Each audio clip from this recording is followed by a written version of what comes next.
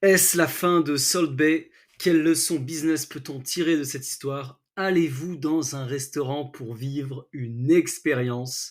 Nous allons répondre à toutes ces questions.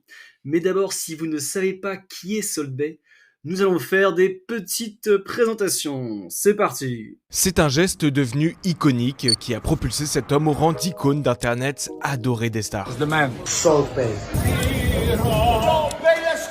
Et propriétaire d'une chaîne internationale de restaurants de luxe. Business never sleep. Everybody waiting for us. Mais 9 ans et tout un tas de polémiques plus tard, Salt Bae a perdu en popularité jusqu'à fermer plusieurs restaurants ces 2 dernières années. Il a fait d'un geste un mythe, puis d'un mythe un produit, et puis du produit une caricature. Son mode de vie ultra bling bling, ses grimaces sont moquées et ses prix exorbitants sont critiqués, du cappuccino à 57 €. Cappuccino. À la côte de bœuf feuilletée d'or et facturée 1500 €. Au début, Voilà, tout ça m'amène à une réflexion que j'aimerais avoir avec vous, celle autour des restaurants Instagrammables.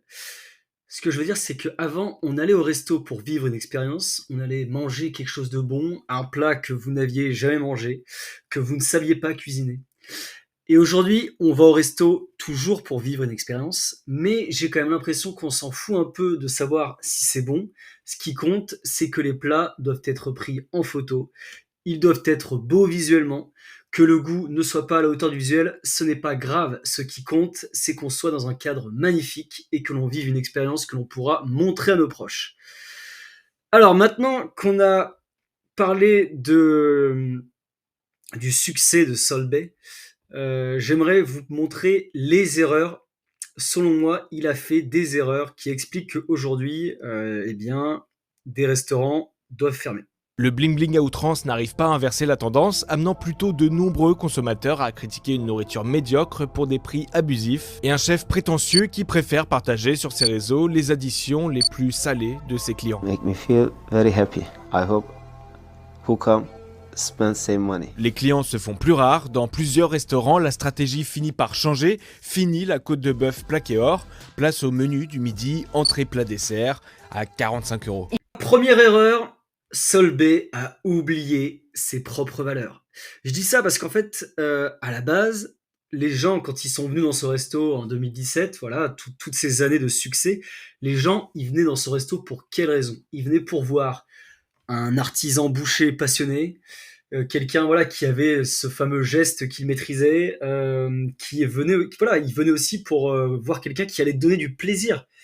Parce que vous alliez manger des viandes extrêmement bonnes, dans une gastronomie turque, voilà, que vous connaissez pas forcément et ça doit être super bon. Voilà, vous aviez quelque chose d'authentique, d'humain. Vous y veniez en tant qu'amateur de cuisine, vous étiez curieux de tout ça. Et petit à petit, ce gars a complètement vrillé. Il en a oublié pourquoi il avait fait ce resto-là. On est passé d'un boucher artisan à un showman du luxe, à quelqu'un qui veut que les gens viennent dépenser leur argent, qui viennent pour le prestige. On n'en parlera pas, mais c'est quelqu'un qui est extrêmement égocentré. Tout ça ne s'adresse finalement qu'à des touristes qui viennent pour prendre en photo leur côte de bœuf à plaquer or. Je dis pas que passer d'un resto classique à un resto luxueux est un problème. Le problème pour moi, c'est quand le resto ne se concentre que sur cette dimension luxe et qu'il en oublie le concept qui fait que les gens venaient manger dans ce resto à la base. Voilà, si on reprend le truc avec les additions qu'il publie sur les réseaux, ça veut dire quoi? Ça veut dire, venez dans mon resto, pas pour être transporté dans la culture gastronomique turque, que je vais vous faire découvrir, mais venez dans mon resto pour lâcher le plus de thunes possible. Et ça, c'est la pire chose à mettre en avant. Évidemment que les gens se détournent de ça. Dans un resto de luxe, oui, tu y vas pour lâcher le plus de thunas possible, pour montrer que tu fais partie des ultra riches, etc. Mais t'as pas envie que le resto te le rappelle. Toi, tu veux que le resto te fasse vivre une expérience gastronomique exceptionnelle.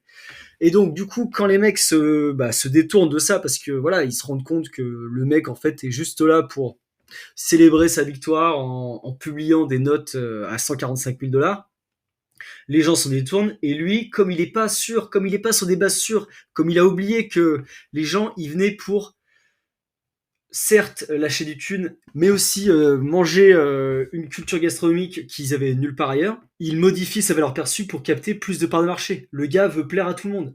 Et du coup, on se retrouve avec des formules à 45 €, alors qu'à la base, son resto, c'est un resto pour les ultra riches.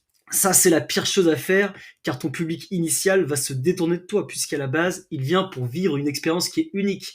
Une expérience qui est unique, c'est pas une expérience avec un menu entrée plat dessert à 45 balles. Donc voilà, la conclusion, c'est que ce pauvre soldé s'est fait complètement flinguer par la tunasse. Il en a oublié ses valeurs. Et il les a tellement oubliés qu'aujourd'hui, il vous vend une formule entrée plat dessert à 45 balles, alors que à la base, vous y veniez pour acheter une côte de bœuf à 1500 balles plaqué or. Et donc, sans parler de nouveaux riches qui en oublient leurs valeurs, moi, je voudrais qu'on parle de beaucoup de restaurants qu'il y a en France qui ouvrent en ayant réfléchi sur un concept qui va plaire à Instagram et TikTok, mais qui ne savent même pas ce qu'ils veulent raconter avec leur restaurant. C'est quoi leur valeur gastronomique? Qu'est-ce qu'ils aiment dans la cuisine? Pourquoi ils cuisinent? Tout ça, ils s'en foutent parce qu'ils ouvrent un resto pour d'abord attirer sur le réseau, pas pour l'amour de la cuisine. Au final, ces restos, ils ont une durée de vie très limitée car ils ont juste trouvé un concept qui va plaire sur le réseau. Mais en fait, tu n'y vas qu'une fois et tu n'y retourneras jamais car en termes de goût, il s'est rien passé. Moi, je suis convaincu que les gens vont au resto pour d'abord manger quelque chose de bon. Certes, ils ont tendance à l'oublier. Parce que oui, on va dans les restos pour le concept qui nous attire, mais on n'y retournera qu'à une seule condition, parce que c'est bon. Et vous, est-ce que vous pensez que c'est la fin de Sol B? Est-ce que vous allez au resto uniquement pour le concept? Ou est-ce que vous y allez encore parce que vous aimez manger quelque chose de bon? Donnez-moi votre avis en commentaire. Je vous dis à très vite.